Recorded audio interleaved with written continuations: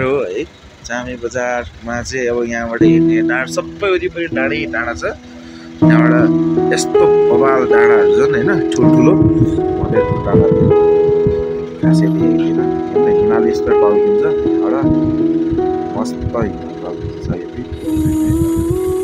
बिहानको समय यो 6:30 बजे यतिखेर यहाँनिर भनेको -13 छ है 13 छ अहिले -13 एकदम चिसो नि हिजोको त बेलुका 3 मात्रै थियो माइनस अहिले 13 छ। यस्तो पहाड छ कि यस्तो बवाल पहाड छ अब अगाडिपट्टि होइन यस्तो बवाल ठाउँ छ है। अहिले हामी मनाङ जिल्लाको चाहिँ यता चामे भन्ने बजारमा अहिलेको बस्तीमा त्यति खासै मान्छेहरू बाहिर निस्केको छैनन् होइन अब हावा चल्दैछ।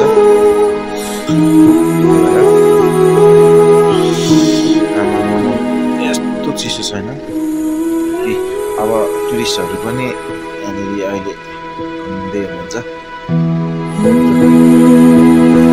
अनि कपाल नहुँदाखेरि जाडो हुँदैन टोपी नलाउँदाखेरि म त जाडो त ल गाइस यस्तो ठाउँ घुम्नु बारम्बार आउन सकिँदैन होइन हेर्नुहोला होइन तपाईँहरू पनि आउनुहोस् समय मिलाएर हेर्नुहोस् चामे बजार है।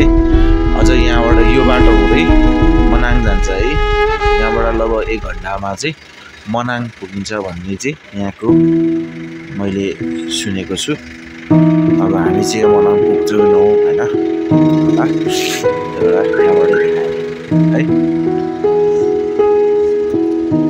ल ओभरअल हामी चामे तपाईँलाई देखायौँ है। अर्को दृश्य म पछाडिबाट देखाउँछु है। यहाँबाट पनि हामी बसेको यो चाहिँ होटल हो।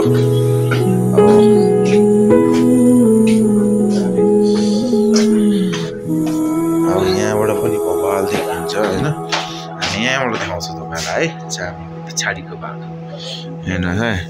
अब यहाँ पनि तलपट्टि खोला छ है माथिबाट छौँ हामी मास्तिरपट्टि। अब यो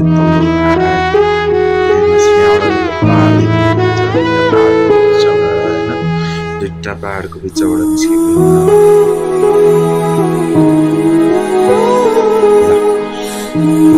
ओके सबैलाई good morning okay by by.